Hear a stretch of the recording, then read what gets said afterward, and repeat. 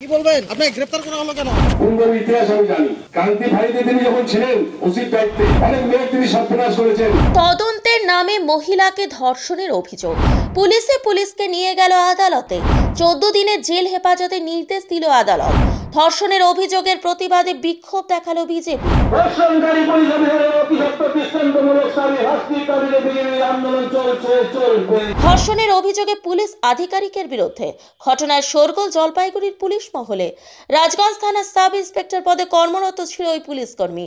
শিলিগুড়ির এক মহিলাকে ধর্ষণের অভিযোগ রয়েছে তার বিরুদ্ধে।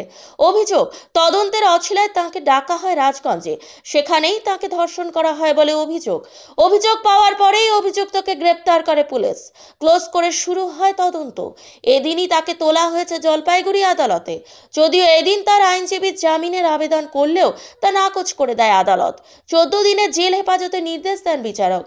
যদিও আদালতে নিয়ে যাওয়ার সময় এদিন নিজেকে নির্দোষ বলে দাবি করেন অভিযুক্ত পুলিশ আধিকারিক। পাশাপাশি এদিন রাজগঞ্জ থানার মেজবাবু তথা সেকেন্ড অফিসার সুব্রত গুণের বিরুদ্ধে ধর্ষণের অভিযোগের প্রতিবাদে বিক্ষোভ দেখালো বিজেপি। মঙ্গলবার বিকেল 4টা নাগাদ রাজগঞ্জ থানায় এই বিক্ষোভ হয়। সেখানে জেলা সভাপতি বাপি গোস্বামী, রাজগঞ্জ পঞ্চায়েত সমিতির বিরোধী দলনেতা বিজেপি নেতা দেবাশিস দে ছাড়াও অনেকে উপস্থিত ছিলেন। ধর্ষণকারী পরিবারের অভিযুক্ত দৃষ্টান্তমূলক শাস্তির দাবিতে বিজেপির আন্দোলন চলবে।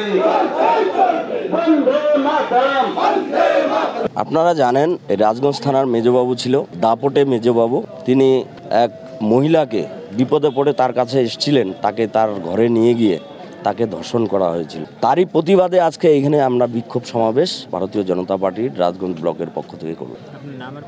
আমার নাম নিতাই মণ্ডল, রাজগঞ্জ ব্লক কনভেনার, পঞ্চায়েত সমিতির বিরোধী দলনেতা, জলপাইগুড়ি জেলা সেক্রেটারি।